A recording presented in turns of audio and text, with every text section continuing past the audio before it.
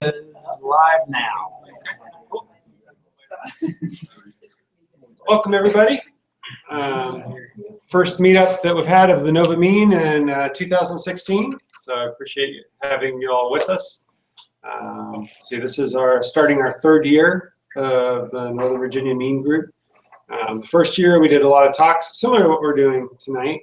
And we kind of rotated each quarter, tried to have a little bit from each part of the architecture. So MEAN stands for Mongo, Express, Angular, and Node. And so we would focus on a lot of those, would have a Node talk sometimes. Sometimes we'd talk about Angular, Mongo in the database, and then various topics along the way.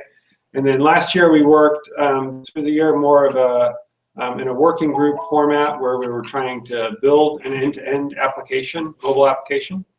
And so in this year, I think we're going to mix it up. I think we definitely going to have looking forward to having some more talks and appreciate the offer to come over. And maybe towards the end, we can talk about some of the other topics that folks might be interested in. So, so with that, let me, any questions or anything like that before we get started about the MEAN? No? Good? Okay. Is everybody, who's programming in JavaScript? Most folks? Most folks interested in JavaScript? Yeah. Okay, good. So maybe we'll have a little bit of time at the end and we can talk some more about different talks that we might want to look at. We've got some ideas, but we'd be interested to hear y'all's input. So with that, Ghafran, okay, turn it over to you. All right. Good evening, everybody. How you doing? My name is Ghafran Abbas. I am the Director of Software Engineering at Avizia, which is just down the street near Reston. So what I do there is, basically help lead some of the software development for all the products there. And I've been working on mobile apps for about 6-7 years now. So a lot of experience there. And so before Avizia, I was at Social Radar. I was one of the co-founders, and we kind of built this social media application, which is purely mobile, and it was really interesting. It was big data, a lot of geolocation type stuff. And it was in Node in the back end. So I personally love Node a lot because it helps solve a lot of problems. And I'll dig into that in detail as to why I believe Node is the perfect solution for building mobile applications at scale. So just a few things. I like this to be a little bit, interactive. So please just stop me if you have any questions. And also, if there's something that you ask me, which I'm covering in the slides, I'll just let you know, and we can just kind of move on. But I'd love to get your feedback just to make sure I didn't miss anything in my slides. So, All right, switching to the please slide. go ahead and stop. Yeah. There you go. All right. There's one thing I got to get off my chest. All right. And whenever I talk to someone who hasn't done Node or JavaScript, the first thing they say to me is, well, it's single-threaded. But by the way, out of raise your hands, how many people have done Node development? Okay, that's okay. What about mobile development in general? Okay, cool. So you'll love this talk. So Node.js, as you guys know, is single-threaded, right? Which means there's one single thread on your server, and that is your entire application. Now, obviously, if you write this line of code, right, what's going to happen? The thread's going to get stuck. It'll be in this infinite loop, and then everything will just crash. And there's one person I was talking to said, well, if you write this code, I mean, isn't Node gonna break? Why would you want to use Node, right? I said, well, what framework lets you do this and you scale? It doesn't make any sense, right? So I just want to get that off my chest. So far, I do this for Node came out in 2009. I've been working with it. So far, there's not a single thing that I have not been able to do in Node. So just sharing that experience with you guys. Okay. So again, we're talking about building mobile services. And again, I'm talking about a mobile phone talking to a backend for either content retrieval or some kind of data access, right? There's a pattern that I've seen many people follow, and I fell into this in the beginning as well, is you would think a web service, which is like an API that's talking to your device, and a mobile service are the same thing. they're very similar in how they work. They're very similar in I guess the protocols and everything, but they are not the same. So I'm going to go into detail as to what things to watch out for when you're building a backend for a mobile app. Okay.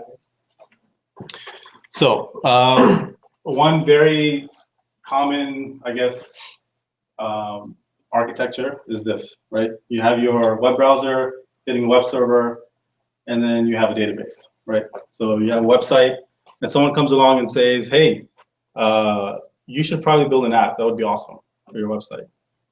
So the first inclination for any developer, including myself in the beginning, was, okay, I'll just build an app, and I will call the web server, duh. And this will probably work, most of the time. And yes, customers will like your app, but you're going to have issues in production, and I'll tell you why in a little bit. Ideally, this is what I've been leaning towards. Whenever I talk to someone who wants to do a mobile backend, is you need a node service in the middle. You need a node service in the middle, and there's various reasons why, and I'll explain in a little bit. A lot of it has to do with scalability and performance. Okay, there's a lot of challenges with mobile development that you're not going to face if you're doing just a classic web browser, a website, right? And Node is actually a good framework to handle that. Okay, any questions so far? Everything's clear? Awesome. All right, so when you're building a mobile backend, here are the top, I guess, topics to consider, okay, when you're doing your development. Network latency. Network latency has been my nemesis for a long time. It still continues to be. It's a tough problem to solve, but if you think about it early enough in your project, it's not that bad. So you just kind of have to figure out how you build the framework and how you build your code to deal with network latency. Network reliability as well. You guys all know this. You're driving down the road, you're streaming your music or whatever. Hopefully you're not on the app while you're driving, but connections drop, you change the cell tower, all of a sudden, if you're doing something, you'll see a blip and it'll continue. So network reliability is also a big problem, right? So I'll talk a little bit about how to deal with that as well. Server performance is a huge topic. If your app is slow, if your backend API is slow, that's bad. That's really bad. So I'll talk about what metrics you need to use when you're building an application on the backend so that customers have a good experience with your application. Also, real-time communication. This is essentially, your backend service talking to your users on the devices, right? This is usually an afterthought, and I'll talk about this as well a little bit. But you have to have this mindset of duplexity, if you will, right? So you have things going into the server and things coming back, and they're not necessarily the same transaction. It's a separate transaction altogether. So like a push notification, for example. And then device states. Devices come and go. People install your app, they uninstall it the next second. Hopefully not the next second, it's that bad. But or it goes into suspended mode, or it goes into sleep mode. And so it's very unpredictable, right? So you also have to think about how to deal with the various device states. Okay. And finally, I'm going to go into why Node is so awesome. And I've actually kind of helped at Avizia move some of our development, especially for mobile, into Node, and it's been so far so good. So Corey is back there. He's our actual CTO of Avizia. He's also one of the founders. So he's the guy you want to talk to talk about Node and mobile development. Yeah, he knows this stuff. Awesome. Yeah, so awesome. All right. Okay, let's talk about network latency. So this is, to me, the biggest issue with mobile development. The biggest issue. Again, like I said, it's my nemesis. It's been an ongoing issue. Finally, after I think a few years of trial and error and trying different things, finally figured out. Here's the problem with network latency. You start your project, you start coding it, you're testing it, you're debugging it, it all works perfectly, right? You send it off to your QA team, and they're testing it. Everything's fast, everything's smooth, And that's because you're on Wi-Fi. When you're in the office, you're debugging, you're coding, you're in the emulator or whatever, you are in a good network. There's no latency there, okay? Then you go launch your app, it's in the wild, and all of a sudden you're getting bad reviews because customers saying, oh, this thing is horrible. You know, it's the API, whatever, it's hanging, it's slow, all that stuff. And 99% of the time, it's because of this. It's because of network latency. So let me go into why that's a problem. So usually you have, if you're not on Wi-Fi, obviously, if you're using just LTE or 3G or 4G, this is what the network kind of looks like at a high level. Okay, so you have your device talking to a cell tower, right?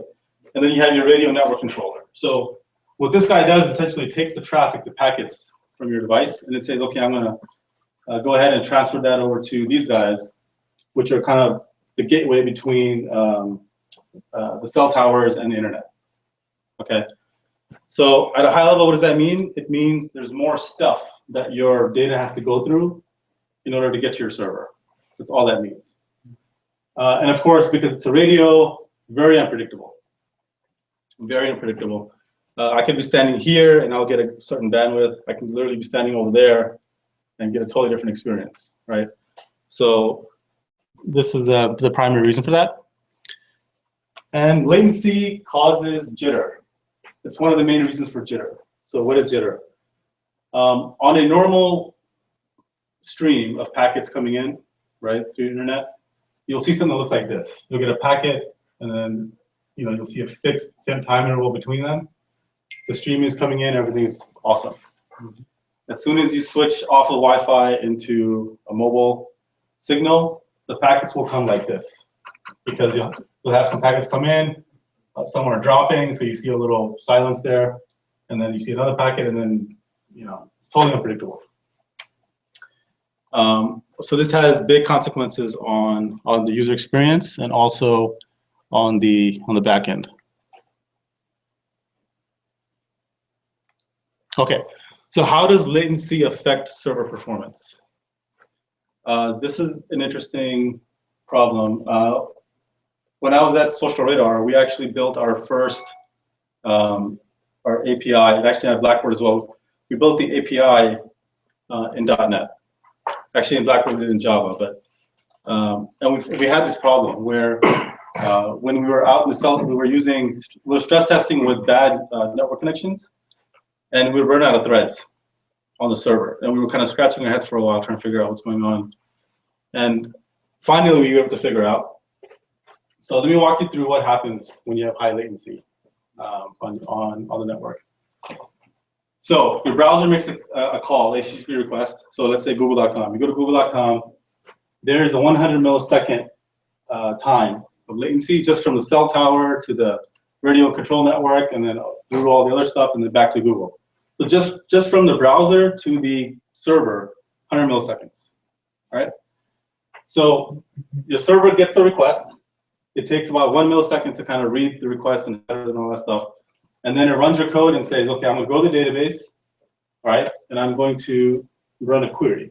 So let's say from the server to the database, it's a 10 millisecond hop over the network, right? Okay, so the database runs a query, about 50 milliseconds, responds back. Again, data hops back, 10 milliseconds. The server kind of massages it, runs some kind of template on the data, and spits out HTML. And then another 100 milliseconds back to the browser, right? So that's just a normal life cycle of an HTTP request. So the total time is about 182 milliseconds, right? But the time from the server all the way around, right? The entire thread is being used, okay? Now, why is that significant? Because if you're using something like Java, that's not IO bound, right? If you're using Ruby on Rails or .NET or some other things, although they now have async monikers, but essentially what's happening is once you reach the simultaneous concurrence that cannot handle more threads than you have users, the server stops responding because you run out of threads. So if you can imagine, this is best, by the way. Sometimes I've seen as much as 10 seconds latency on mobile devices. So for 10 seconds, your thread is being held, right? And so let's say you have a CPU that can handle, I don't know, 100 threads, right? So what happens when the user number 101 comes online? Threads run out, your server is gone, right? So that's the problem with this. It's huge. So the cool thing about Node is it'll get the request, it will ship it off to the database, and it'll go off and do other things, right? And so when the request comes back, Node will say, oh, I got the request, let me ship it off. But it's not going to wait for the data to be transmitted before moving on, right? So we were looking at, I probably got about, from stress testing, maybe maximum 200, 300 simultaneous users. We were stress testing. When we switched to Node, we got close to 5,000. So 200 to 5,000, same server, same everything. And it's all because of latency. Yep. When you're testing, did you artificially induce delays, random error, et cetera, to try and cause exactly, yeah, distributed behavior? Correct. So we used an external cloud tool to basically simulate traffic with latency. So we had distributed clients all over the world. It was mainly using AWS. So basically we had fixed latencies that were unknown amongst different data centers, and that's how we just found it. So yeah, that's what we found. If you were stress testing on a local machine, it was fast. I mean, it was keeping up. But as soon as you added latency, it started to crawl. So you said that hadn't occurred to me before, and that was, I was always thinking in terms of CPU utilization to determine whether you needed to scale or not, and that's not true. It's CPU utilization or other resources such as thread count. So you could be burning up all your threads and have a low CPU utilization and not know you need to scale. Correct. I had not thought about that. Yeah. And most people don't end up getting to that level. I mean, 200 simultaneous connections is like, I don't know, 30 million users a day. I mean, that's not many people see that issue, but once you're at scale, you will see this issue. So that's why Node works pretty well. Okay, another issue is content size. So if you're building an API and the mobile app is making a request to the server, again, as we tested this, there's a sweet spot in how big that content size should be, right? As long as it's under 128 kilobytes, it'll usually fit in one TCP packet. So it's your app making one call, your server doing some stuff, and sending back one packet, right? Perfect. As soon as you go above 128, that's 2 packets. So which means 2 hops.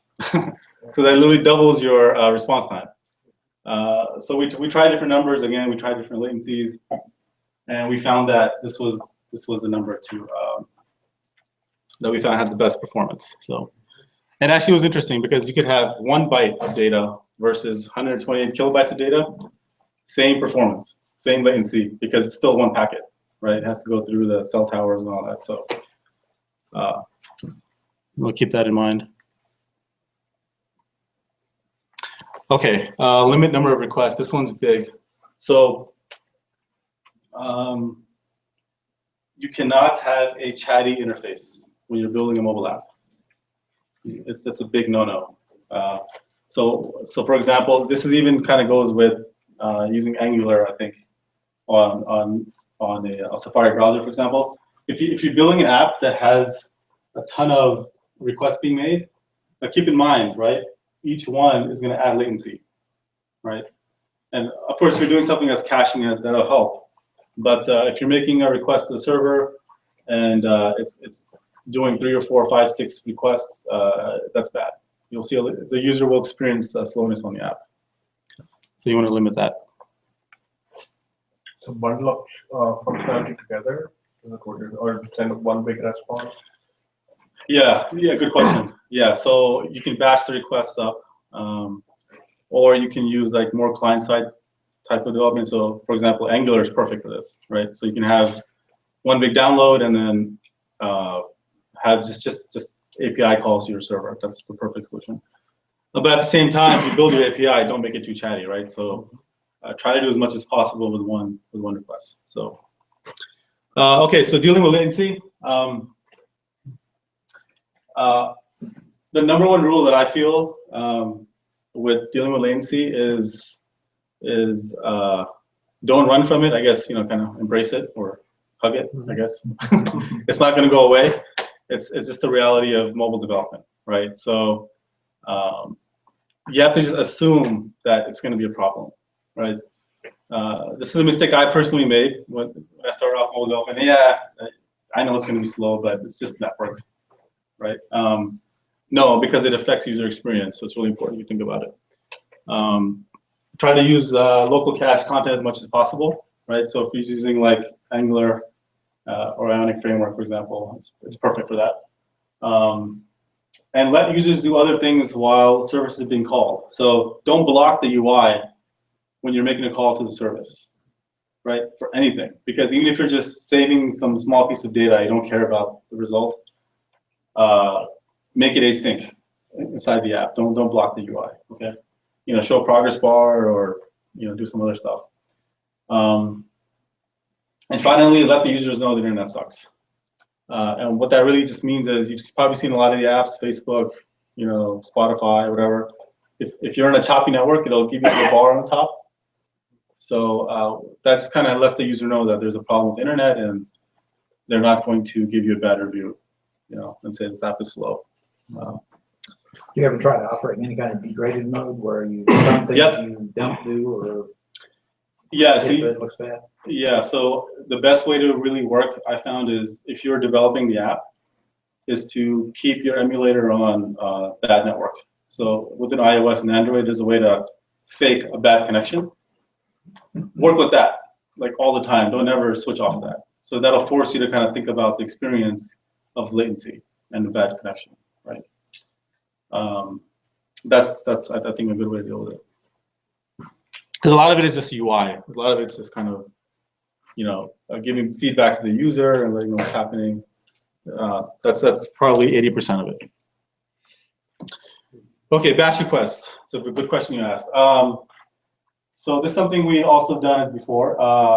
You know, you might have a situation where you have to send multiple requests, right? So for example, if you're logging something on the backend service, but at the same time you're syncing some data, and you're also getting some content, and that all happens when you open the app. You just can't get around doing, you know, more than 2, 3, 4, or 5 requests. Okay. Again, that's bad. You don't want to have 5 requests. So you can have a batch proxy. Okay. So what that means is there's a ton of NPM modules out there that do this, by the way. So so essentially what happens is you create a request to the proxy saying, I want you to get this, post this, you know, get this, you know, delete this, your RESTful APIs, and it'll send one packet over to the batch API. And this guy will basically fan out those queries to the web server in parallel and return the content, put them together, okay, kind of consolidate them, and then send back one response. We did this with one of the apps, or actually a few apps, and performance decreased. Sorry, not performance decreased, it increased. The response time decreased by more than half, right? Yeah. So this batch proxy, is it a part of the mobile client or? No, this is a backend service, yeah. Okay. Yeah, this is, you could build it within your web server if you want to. Mm-hmm. So it's the same API, you know, just have a batch endpoint. Okay. Or you can have something in the middle as a separate service that's kind of being called out. So as long as you don't have any transactional boundaries that we're crossing. Correct. I mean, if there's dependencies, you could use a batch proxy to say, okay, run these in series. If one fails, just return back. Right. There's different ways to do it. Yeah, you're right. Yes. Usually, you're doing requests. It's going to be mostly they're kind of independent, right? Yeah. But if you're doing a transactional thing, you'd probably want to have that as one API call anyway, and pass the data you need, right? So this is huge. Yeah. So in the one of the previous slides, we talked about why we want Node.js in there. So are we trying to create the batch proxy? Is that one of the reasons why you'll have Node.js and then have the regular REST endpoints in the backend server? Yeah, that's something you could do. Exactly. So as long as the latency is buffered away from a non-node or non-blocking IO platform, you're fine. So this could definitely be a node service, right? Mhm. It could even be Nginx. It could be HA proxy. It could be different things. Node is perfect for this. It'll work perfectly. But as long as the latency between this guy and your web server, if you're already using Java or something else, as long as the latency between this guy and that guy is very small, you'll be okay. You'll be fine. Yeah. One thing I'd seen previously was users moving between Wi-Fi and cellular, by the way. They go high bandwidth, low bandwidth, high bandwidth, and it would be for periods of time enough to where it seemed to confuse the app, that it would think it was doing really well in the Wi-Fi, but then they'd go outside or go down the road or whatever.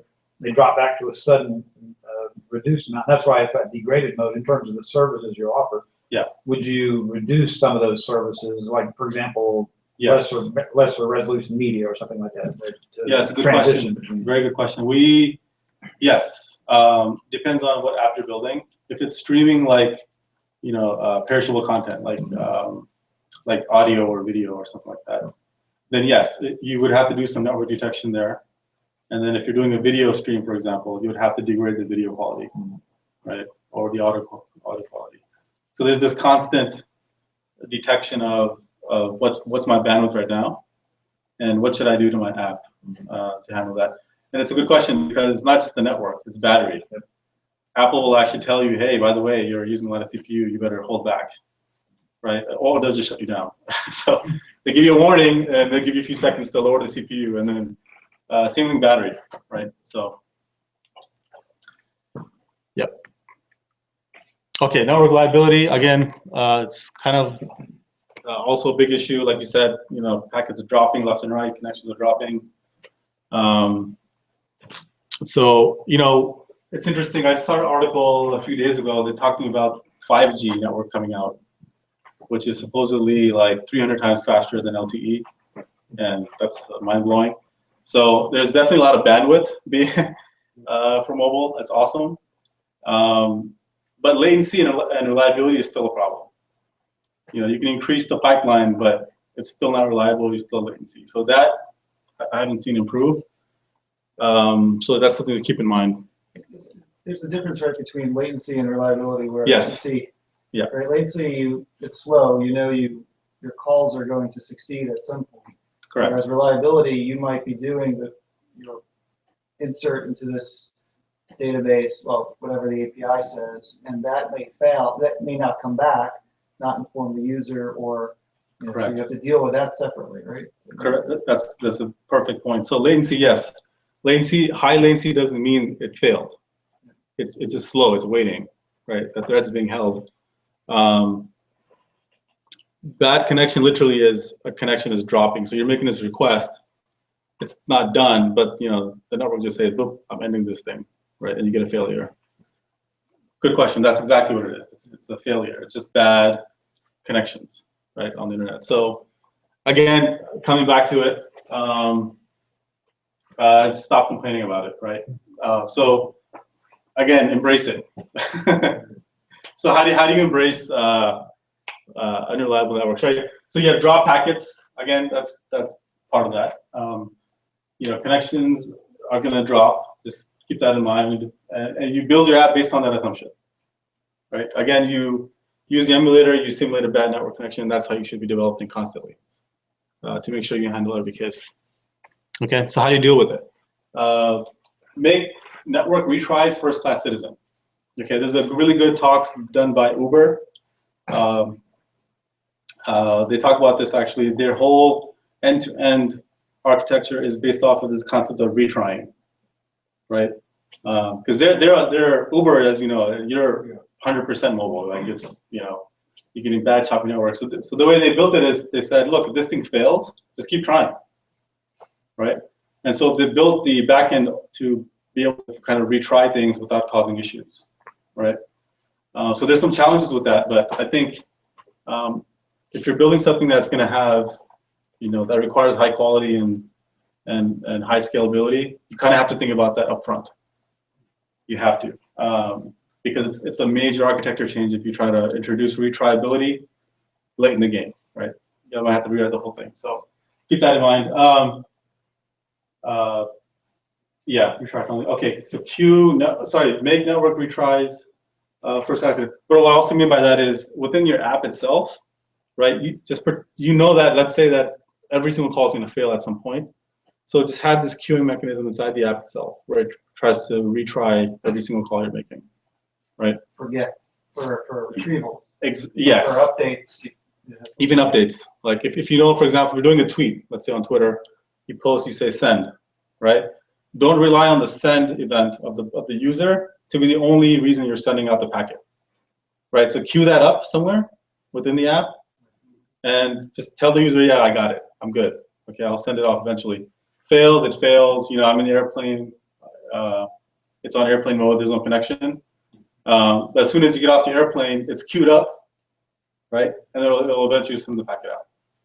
So that kind of architecture is really helpful to dealing with. You could run into a situation where it goes and it saves, but the response doesn't come back. Correct, but for the client, it failed, right?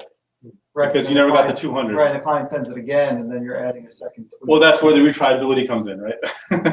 So you have to be on the server side. If I send that same request again, it shouldn't break anything, right? Right, you should know that you have. Exactly. So you can have some kind of request header or something like that. So you're serialized or sequentialized, so you don't inadvertently duplicate Exactly. something that you didn't. Yeah. So the API and the server has to be kind of this. You have to have this understanding that, okay, you know what? I might send something, you probably got it, but I have no way of knowing because the connection dropped, for example, right? So if I send it again, you know, it should be okay, right? So I would encourage watching that talk by Uber. It's on their website, by the way. It's an awesome talk. They talk about I this. actually gave a presentation on drop connections. Oh yeah, okay. About a year ago, so. Gotcha. Okay, and then also let the user know their internet is not good. So again, same thing, right? Show a little bar on the top saying, hey, you're on airplane mode. So the users actually know that there's a problem there. All right, server performance. I could spend a lot of time talking about server performance, but we only have a few more minutes. This is a big topic, but it's very important. You know, scalability, especially if you're building something that's going to be used by a lot of people, you have to make sure your backend APIs perform. So there's a good book I'd recommend. It's called Usability Engineering, and they basically talk about, you know, based on the response times of your backend system or whatever, you should have certain queue indicators on the UI, right? So, and he gives actual measurements. He says, if when you push a button and it takes under 100 milliseconds to do that thing, then you don't need any UI. Just do it, because it's so fast that no one's even going to notice, right? But if it takes less than 1 second, then again, you don't need any UI necessarily, but the user will feel slowness, right? They'll feel it. And they'll say your app is slow, but they don't know why, even though it's under a second, right? So usually what people do is they'll have like a little progress indicator that's just there for a split second, just so that it gives you a kind of visual cue that something's happening. And of course, if it's under 10 seconds, hopefully nothing is above 10 seconds, right? Hopefully there's not that bad API, but if it's under 10 seconds, then you gotta let them do something else. You gotta let them show some kind of progress bar saying, okay, I'm working on this. Let them go to a different part of the screen or a different part of the app, right? So just keep that in mind.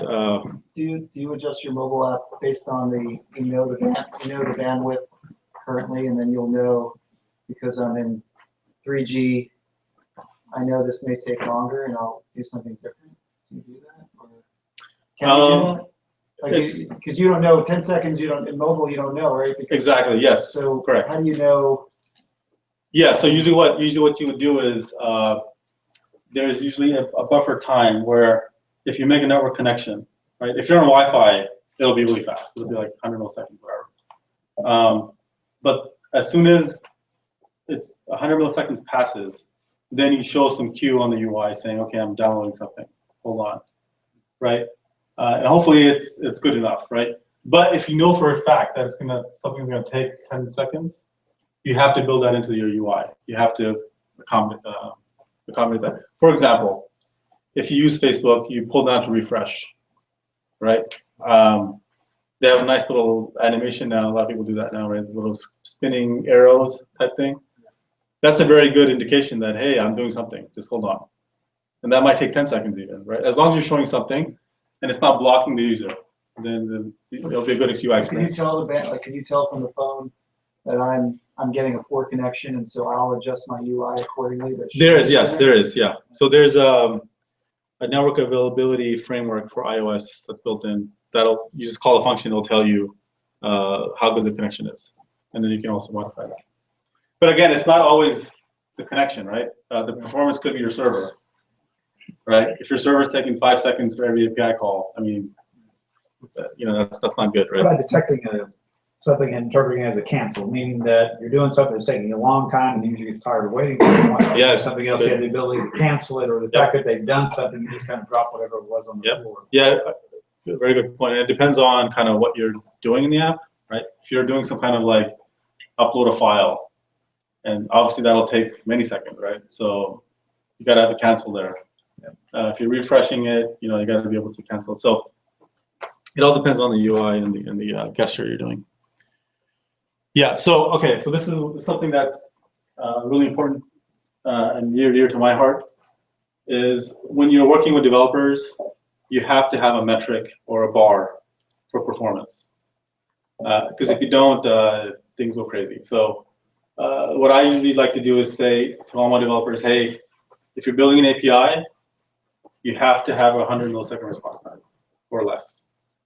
And that's being generous, by the way. So you have to have that. And if it takes more than 100 milliseconds for your API to return, there's something you got to look into.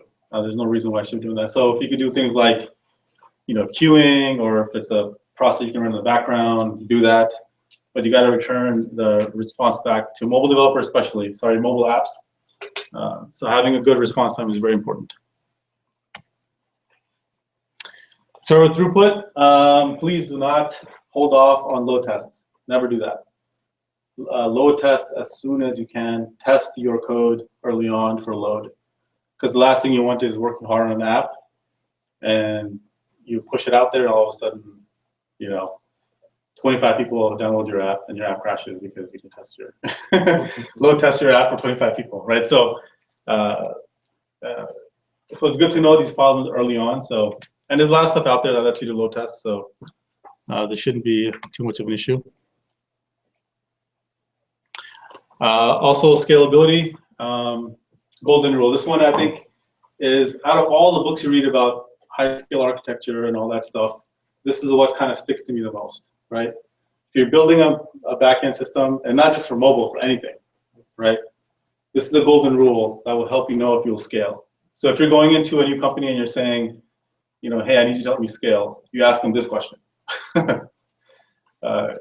Which is, if you get more customers, if you get more usage, right, and you need more throughput, can I throw hardware at the problem? Right? Can I throw just more hardware easily, and I'm fine, right? If that's a yes, then good. If a no, there's a problem. So, yeah. So that leads into the question I was going to raise in a bit, and that is Lambda. Lambda, Let's say you were running this thing in Lambda, Yeah. and you're very dependent on it. Can you make the assumption that it's going to be that scaling So, that you're going to? According to AWS stuff that I read, so I haven't worked with Lambda too much. I experimented a little bit of. I love the concept. It's supposed to be auto-scaled automatically. Exactly. So you just write your little function, and then it kind of runs. But again, it's not something I'm not sure if it's something you're using for a mobile app yet. Because I don't know if there's an API that lets you run like a web service. Right now, it's more of an async thing, like an SNS command or a file upload on S3. And you're just doing some processing in the back end. That's really what it's for. It's not for an API. Well, you can connect it to the API gateway. Oh, you can? Yeah, Okay. so then you can have API gateway, and it will invoke It'll your call the Lambda. Lambda. Okay. And then your Lambda could, we have it going and talking to DynamoDB, so we're actually using it as kind of a mobile Oh, that's backend. interesting. So you're using DynamoDB as your database. Yeah, and the Lambda is just going back and forth. In fact, we're feeding air conditioning data and stuff like that from facilities and feeding it up. But then we got a mobile app just. So you have no bottlenecks then, because you could just dial up DynamoDB Yeah, it's just a POC And right then, now. exactly, and then you can just So we dial should up do some times up. scalability testing and some latency testing. That's the thing I've been wondering on this. We say, so hardware, if you're in a lambda environment, you can't throw hardware. You just have No, to you just dial it up. By definition, Yeah. you've delegated the throwing of Yeah, I just hardware wonder at at what point- AWS. At what point do you ever worry about it? I don't use 1,000 users, 10,000. They say No, 10,000 concurrent well, it connections. depends. They're ready for it. That's the thing I've been Yeah. looking for. Real It depends. So- experiences. It depends. So iMessage, for example, Apple, right? They have a ton of data on just text messaging, right? How do they scale it?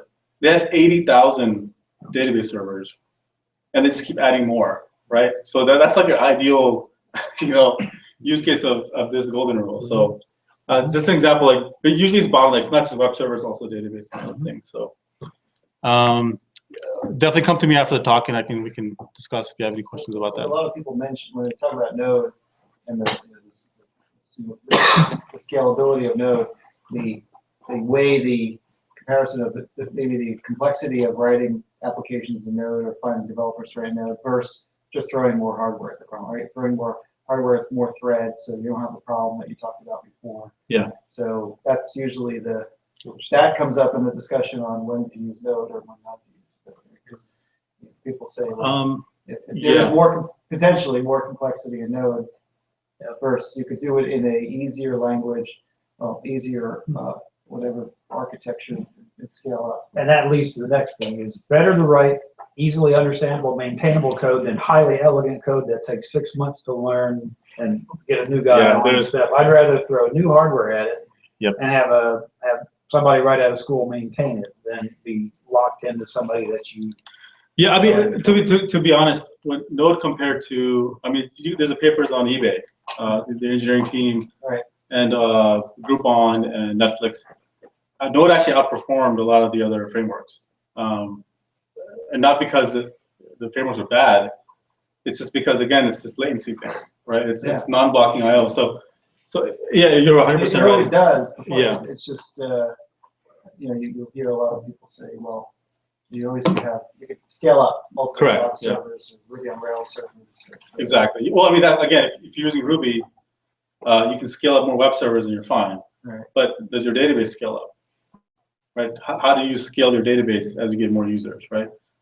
So that's, you have to be sharding or some other NoSQL thing. So, okay, we're just almost running out of time here. So real-time communication, this is something that's really important to think about early on from you're building your mobile APIs, because most apps that I've worked with or built, it's not just calling an API and returning data, right? That's probably 90% of it.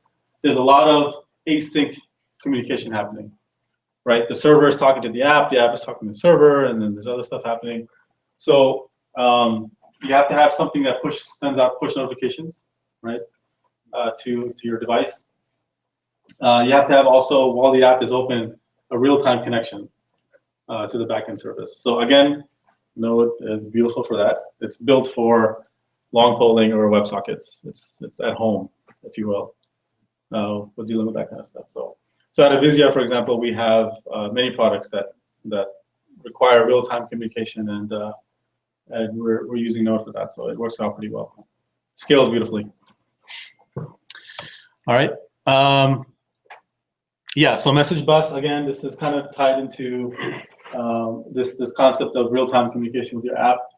You have to have some kind of message bus for that stuff, right? So you can use cloud-hosted solutions like PubNub, Urban Airship. There's tons of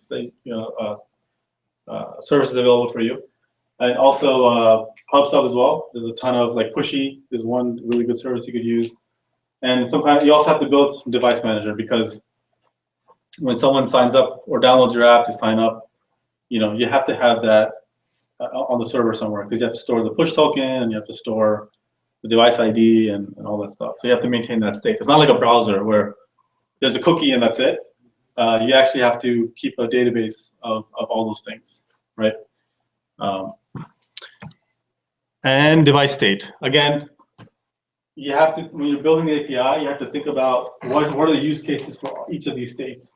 If my app is in the foreground and I have it open, I'm using it, what's the API doing? How am I talking to the API? If it's in the background, what's it doing? If it's suspended, meaning that it's not really running. It's kind of just back in the ether. What is it doing? If it's on low power mode, right? If it's on airplane mode, and if someone uninstalls it. If someone uninstalls it, you know that it's uninstalled. So you can stop sending pushes to it, right? So all these things you have to think about when building the API. And again, device management, you got to manage push tokens. You have to also track the usage of the app itself. You could use things like Google Analytics or New Relic, something we use at Avizia. And App Dynamics, there's a ton of them now you can use. It's really helpful knowledge to see what's happening inside the app. And also detect if the app is installed or not. This one, every single app that I've deployed to production, this question comes up, right? And it's pretty basic if you think about it. How many users have this app on their phones, right? And it's a tough problem to solve, even though it's a simple one, because Apple will tell you. So you have to figure out how to like do some kind of heartbeat or some kind of thing that says, hey, I'm here. Don't dismiss It's also a better user experience to be able to transition to an app that's on the device from a browser. So if somebody's on a browser and they say, hey, this looks interesting, and you detect that the app is there with a custom URL or whatever, then you can invoke the app rather than make the user have to do something else. Yeah, exactly. Yep. So multi-devices, exactly. So you have browser, you have iPad, you have iPhone, you have iPod Touch. And so can your app work with, synchronizing all those things? So it's a big problem. And then tracking versions also. Once your app is in the App Store, including Google Play Store or even Windows Phone, it's out there. You have to assume it's gonna be there forever for the rest, as long as you live. And it's one of those things that will haunt you for a while. So when you're making changes to the app, make sure you never, ever, ever break your API, right?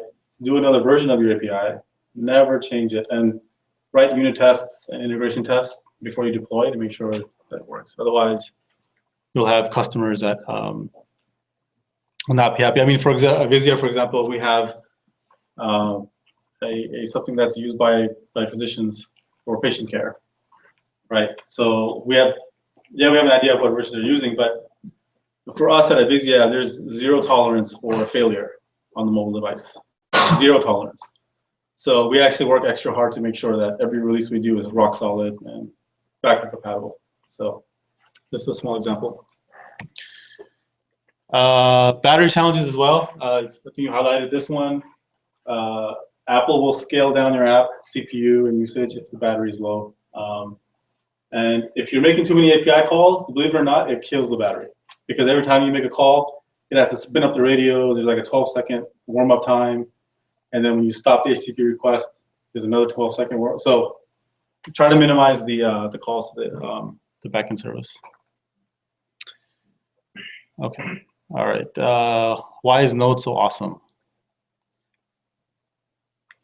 Okay. It's async from the ground up. By the way, how many people here have done Node development? I think it's like 2 or 3. Okay, awesome. So those of you who haven't, learn Node, please.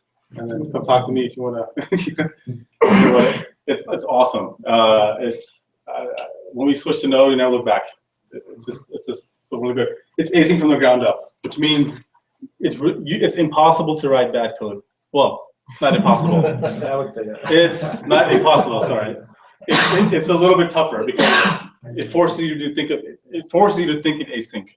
It's a different mindset altogether, right? So I'm doing something, I'm going to wait for it and come back. So it's a new framework that helps you to make sure that you're following that strategy. It's quick development. I mean, compared to some other teams we had, for some reason, Node developers just like are able to spin things up so quickly. Maybe because it's JavaScript or whatever, but it's really bare metal stuff. It's easy to debug.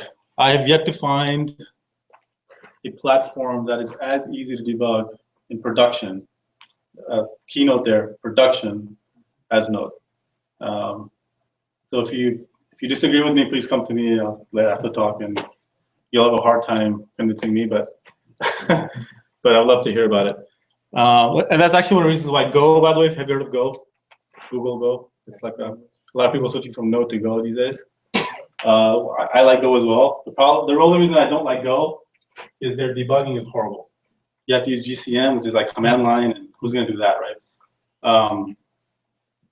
So Node is like you can literally open your browser, connect to a server, and start debugging live. That's huge when it comes down to finding issues. It's reliable, it's flexible, and it's simple. At Avizia, we have a lot of products now that are using Node. So far, it's been scaling. You know, it's very reliable, and deployments are simple, and developers are happier. They love Node. So, do you tend to deploy in your own data centers or on AWS? Or we use AWS.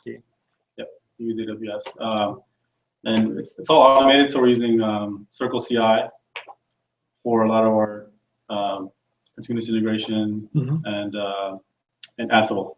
Okay. Ansible for that, so. And you went through like HIPAA certification and stuff like that? Exactly. Yeah, we only use services that are certified HIPAA. Cool. All right. So again, this really, I love bragging about this. Is companies that switch to Node, right? All the heavy hitters: Netflix, New York Times, PayPal, Walmart, LinkedIn, Groupon. The list goes on and on and on. So I put this here to highlight that Node is here to stay. It's not a pet project anymore. So a lot of big companies are using it in production. And what that really translates into is there's a lot of community support. And there's a lot of good samples out there. And also you have heavy hitters like these guys that are good models that we can follow. Okay. And finally, this is my favorite. And this is what caught my attention actually early on was I met with Creator Prasad. He's kind of he was the lead at LinkedIn. He's the one that kind of built the mobile platform. They were using, I think, Ruby on Rails or Java, I forgot which one. They had 15 servers, and essentially they switched to Node. They rewrote the whole thing, and they were able to scale that down to 4 machines, so 15 to 4, and then double throughput. So, and that's just by switching to Node. Same functionality, same everything. So that just speaks a lot into. I know if those companies switch to Node for, and they also have a web server, or that is their API. That's the mobile API. It's just that part. Yeah, the website is different. They have separate web service. They have separate web services for just mobile, and that was kind of redone. So they have internal APIs that call the old stuff. Right. But again, that mobile interface was NodeJS. Yeah. And then finally, golden rules. Log everything, please, especially in production. Log everything. If you don't log everything, it's going to be a problem. On the server side, obviously. Just a good rule to follow. Also measure everything, right? You want to see how things are performing in production. There's a lot of tools that help you do this, and just having done many apps in production, right? If you get a call at 2 a.m. in the morning and they're like, what's going on with the app? You need a tool to help you find issues, right? So logs and measuring, really, really important. And be able to replicate everything. So if there's a problem that's being reported to you, make sure you have the tools at your disposal to let you kind of replicate that problem and then debug it, right? And expect everything to fail. I guess that's life in general. Things will fail. So, like in Netflix, they have Chaos Monkey, I think. They just randomly bring things down just to kind of keep people on their toes. That's a really good model, actually. If you assume that the web server is not available, assume the network is bad, assume something is down, what do? How do you mitigate those issues? Keep those in mind. All right, and finally, any questions? Yep. So, what about security? So, how manage security? Yeah, that's a good question. So, there's many ways to do it.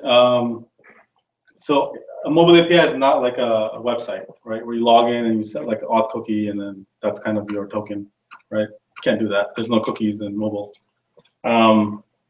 So usually what you would do is either OAuth That's one way to do it. Another is you can kind of have this token-based authentication where you essentially, after you've given a password, calls the authenticate method on the server, and that returns like this token that you store securely on the phone, and that's kind of every call you make, you just use that token to authenticate.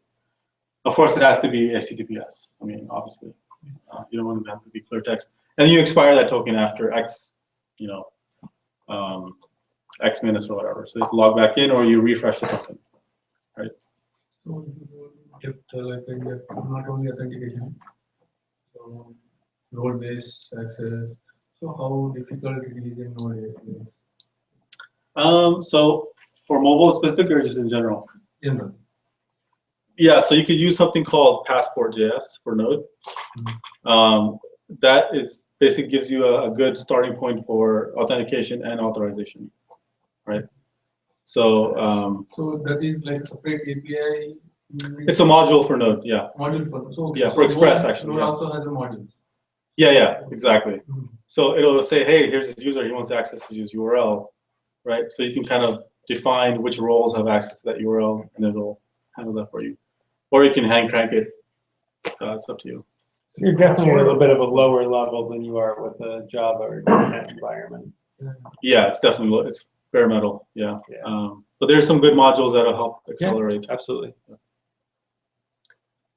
Cool. So earlier you mentioned that you have a matrix that 100 millisecond response time should be for every request. So do you consider the bad network into that? Or no, this is purely, I got the request on the server, and now I'm returning the response back to the user. So that's the server turnaround. That's the server turnaround. And that's including going to your database and going back.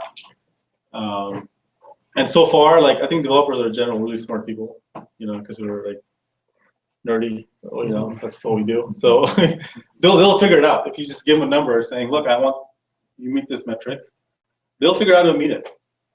You'll be surprised, right? But at the same time, if you don't give them any metric, like the next thing you know, your API calls are 10 seconds long, and It wasn't a requirement. it wasn't exactly. It was not a requirement. So that should be a requirement. Yeah. How many other services in AWS do you make use of? Meaning that are you running Node on instances and not using Cognito or API Gateway, et cetera? Or are you tending to use everything in Node and in Mongo or something else, or are you trying to use other services already in AWS? I tried, yeah. So for Avizia, we're very cognizant of PHI because we're in the healthcare space. So whatever AWS allows us to use that's HIPAA compliant, so a lot of those services are not HIPAA compliant, so we can't use those. So, but for other applications, yeah, I mean, those are great tools that you leverage. Personally, I like to kind of keep things a little bit not locked down to AWS. I mean, I don't have AWS stock or anything, so it's if somebody said, hey, can you bring this in house, right? Or can you move it to some other data center or some other provider, right? Can you do that, right? So that's one thing you have to think about. But if you're using the API gateway, awesome. If you're using S3 CloudFront, awesome. If you're using Lambda, right, awesome, right? So you make a point about the HIPAA compliance. So that means that your code has to be HIPAA compliant. Well, at Avizia, yeah, it has to be. I mean, that's there's no question about that, because we're in the healthcare space. So I mean, that's the case. So any service that exists that is HIPAA compliant, it would be cheaper and easier to use than coding it yourself, having to go through a compliance. It depends. It depends. It's never. I think those services are awesome. Like the API gateway, for example, you mentioned Lambda is awesome. But I think you should use the right tool for the right job. Yeah. Right. I would probably use Lambda right now for like some kind of ingestion of data and some post-processing, right? So for example, logging, perfect for Lambda. So instead of creating your own API that's taking these logs and you're saving a file and then you're kind of processing it, perfect for Lambda. Just have it there, and then it'll run through it. Again, it's the build versus buy thing. But so for example, if you're doing a lot of firehose type of architecture, you could use Kafka or NSQ if you want to do it yourself. Depends on what you want to do. but you could also use Kinetics in AWS, right? So again, it just depends on what you're trying to do. DynamoDB has limitations, right? You cannot just do like a select all where type thing. If you can, but it'll eat your throughput. So again, there's no silver bullet. It all depends on what you're trying to do, right? What do you guys use for databases? At Avizia, we are using a host of, so we have Microsoft stuff, so SQL Server, we have MySQL, we're looking into Cassandra. So those are kind of the main ones that we're using. And you're accessing those from Node? Yeah, asking those from Node. Well, except for MySQL, MS SQL, that's, we have one product that's using .NET. Yeah, so. But all the mobile stuff is either MySQL or Cassandra. So, can you talk about the configuration of the handshake time? So for example, you have keys that may be compromised, you want to change it, how you push back all that information to the mobile device. If you have keys that are... So for example, let's say you do LinkedIn authentication, Facebook. You know, Oh, I see, okay. Those Yeah, keys you store in the mobile device that's packaged with that. Okay. So for some reason you want to change, or any other information that you're putting, you usually keep it on the server. Right, or there's a You have breach. a way of like handshaking and loading all that through. Yeah, or if there's a breach or something and you're, let's just throw these tokens away. Yeah, so normally what you want to do is you always want some kind of authorization or authentication happening between your mobile device and the backend, right? So when I talk about the token, for example, architecture, right? So you're passing a token along, or OAuth header or something like that. You have to authenticate and make sure it's a valid token on the server side. So if you want to refresh that or you want to kill it, right, because of some issue, then you would do that at the server side, right? And the customer, so the app would say, hey, I want to do this thing. Server says, nope, that's a bad token. So you have to either create a new one or have the user log back in. So, or download some other data that you would need to get that going. Yeah, I mean, so we do different things. One is handshake mechanism, so that you can refresh occasionally based on some. Yeah, that's OAuth. Yeah. I mean, even just the sharing the configuration information. So it has to be some flag as part of the certain APIs, so that if anything changed, you basically the server notifies the app that you need to pull. Oh, you're talking about config. You're talking about security. Yes, that's not the security. These are more of this configuration. Yeah, that's good. Yeah, we actually do that. Actually, now that you bring, understand your question, we do that. Okay, we have each user has a config in the server, right? And what we do is basically when you open up the app, it'll go and get the latest config, and it'll say, okay, here's what I need to turn on and here's what I need to turn off, right? And that's constantly being updated on the mobile device. That's a good way to do things like A/B testing, right? It's a good way to force the app to do something, right? For example, shipping logs. So for example, let's say you have a customer that's having a problem, right?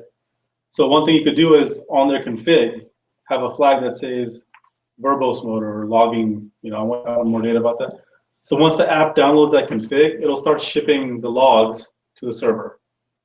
Right, but only for that user, right? So yeah, it's a very good point. You definitely want to also do config management at a user level. Yeah. Okay.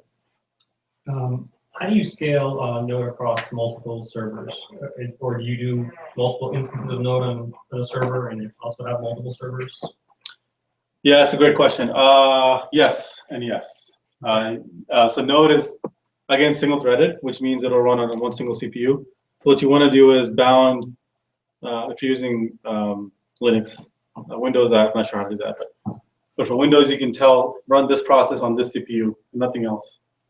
So if you have like a multi-core machine, you could spin up like 3 or 4 node processes and have them run together. And you can have like Nginx kind of load balance them, or you could have another node process load balance them, or you could use PM2 is pretty good. That's another module you could use to load balance it.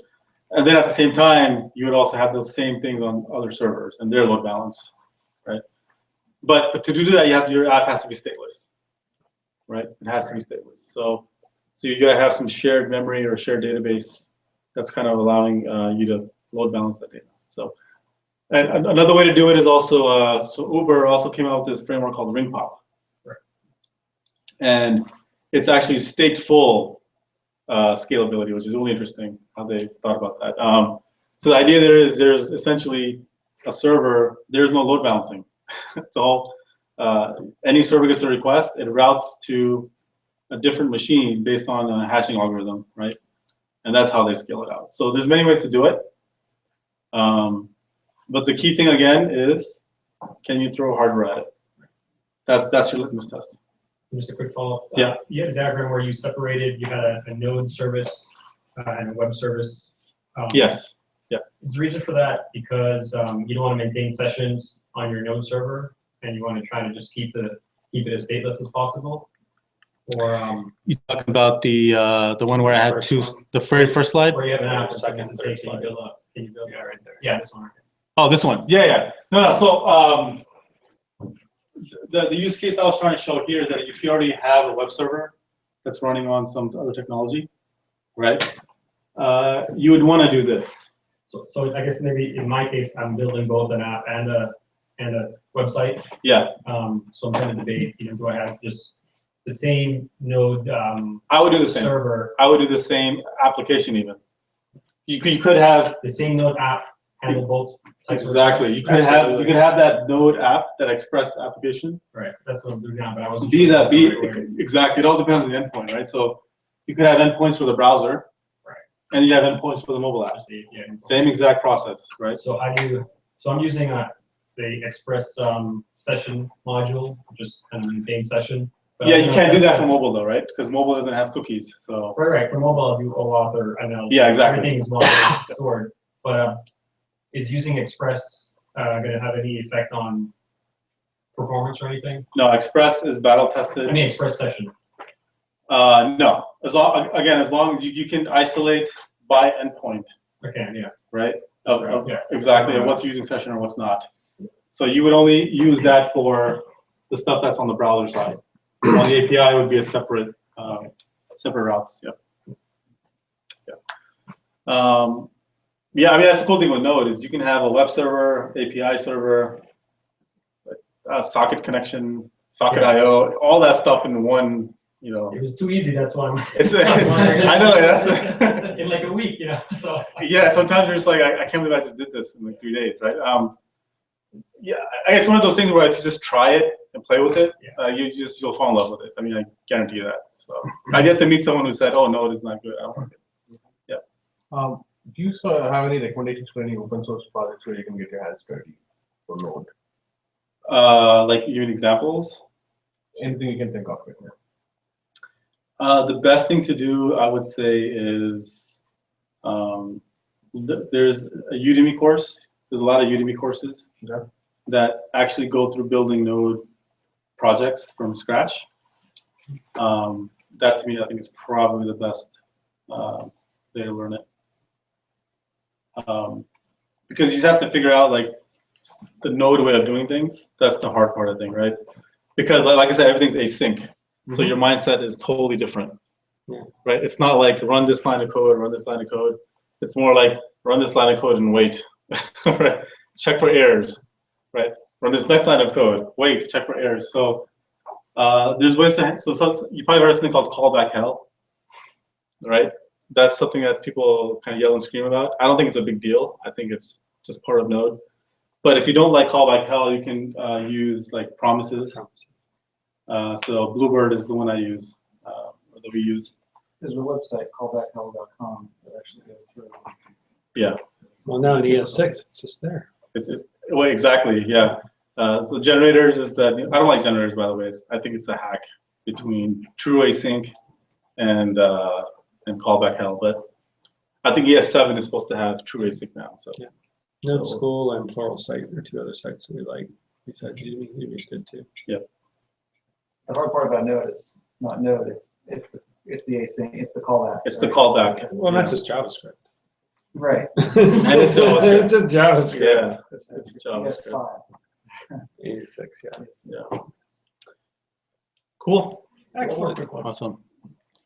It's- Again, you guys can follow me on Twitter, or you can reach out to me. For any questions. Question from Charles here. Yeah, sure.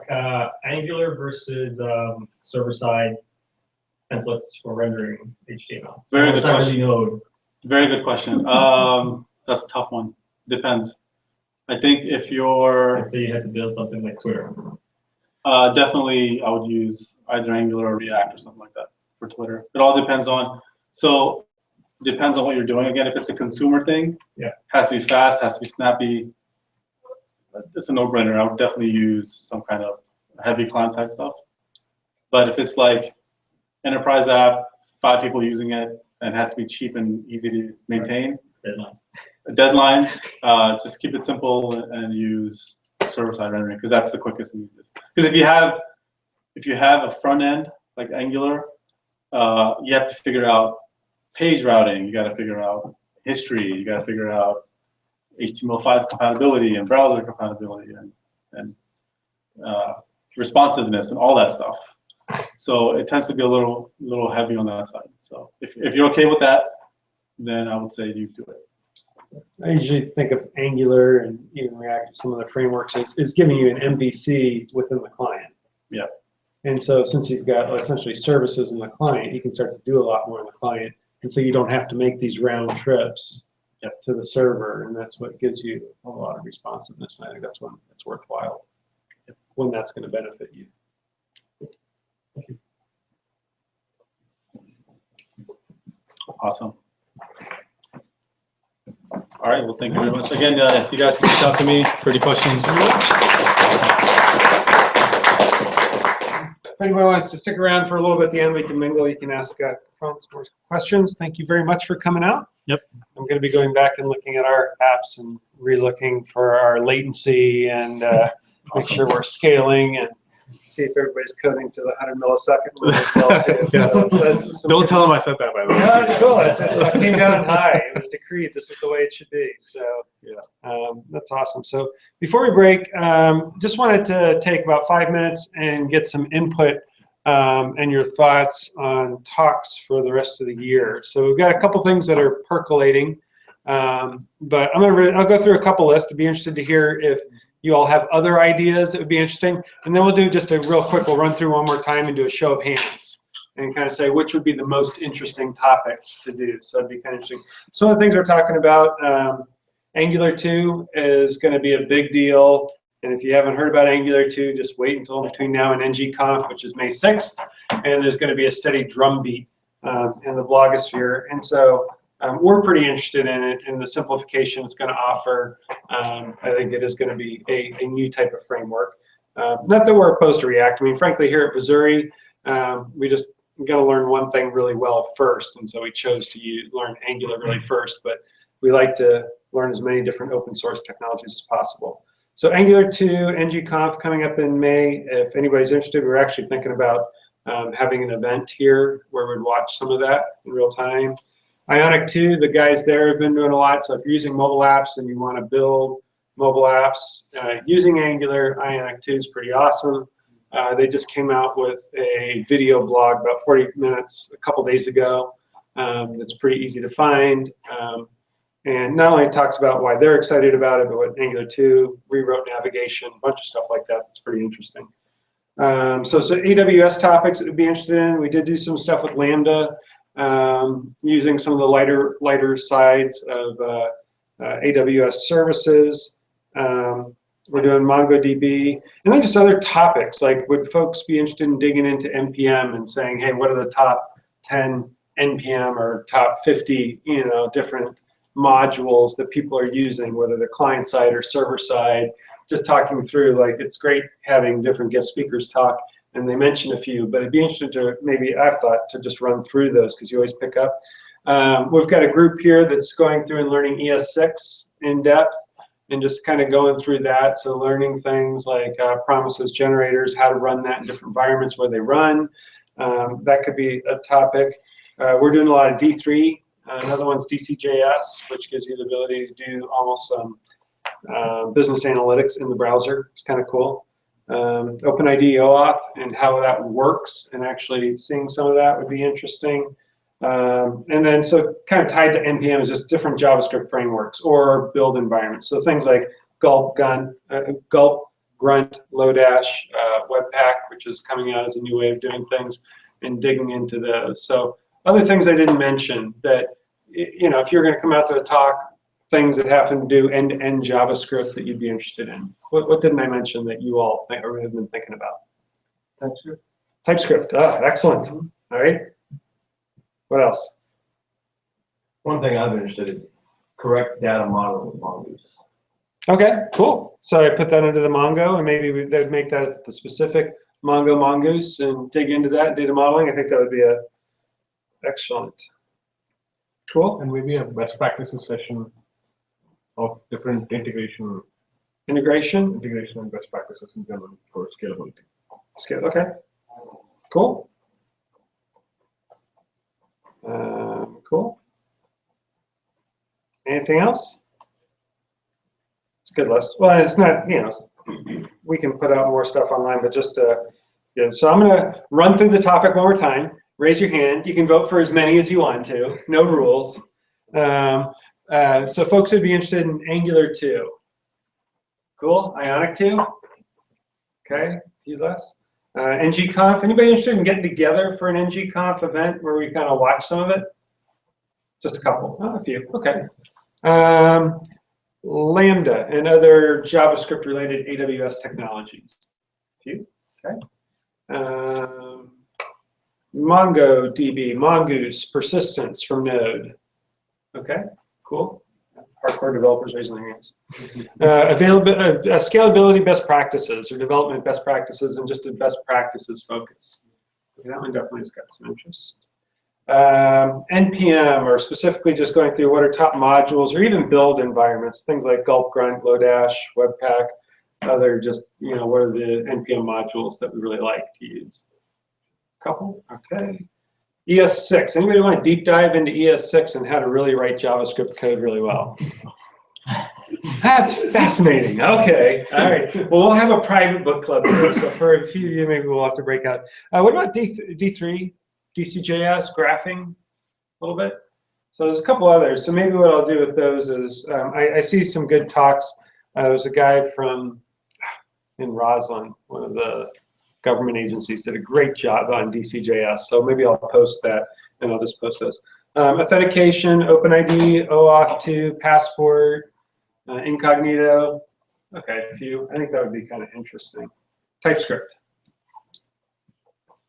Okay, great. Thank you. That was very, very helpful. Just get an idea. So we'll line up. Yep. There's a JavaScript DC meetup tomorrow that is going through Gulp.